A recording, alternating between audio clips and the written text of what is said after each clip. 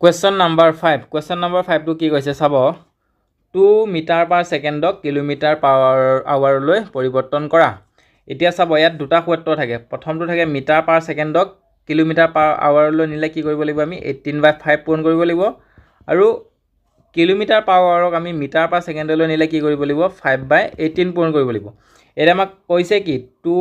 metre per ছেকেণ্ডক আমি কিহলৈ নিম কিলোমিটাৰলৈ নিম গতিকে কি কৰিব লাগিব 18/5 পূৰণ কৰিব লাগিব এটাকে চাব 18 দুগুণ 36 ডিভাইডেড বাই 5 এটাকে আমি যদি 36ক 5 ৰে ডিভাইড কৰো তেনেহলে 5 7 গুণ 35 6 পৰা 5 গলে 1 ইয়াত দশমিক দিয়া লগে লগে 0 5 দুগুণে 10 এটাকে কিমান পালো আমি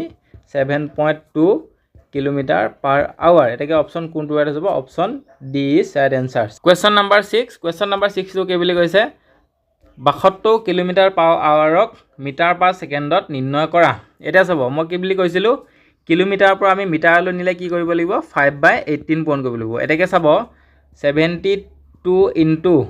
মিটাৰ পাৰ ছেকেণ্ডলৈ নিলে আমি কি কৰিম 5/18 পূৰণ কৰিম এটাকে চাব 9 দুগুণে 18 9 7 গুণ 72 2 4 গুণ 8 এটাকে আমি কিমান পালো 4 into 5 is equal 20 metre per second এটাকে অপচন কোনটো ৰাইট হ'ব option B is right answer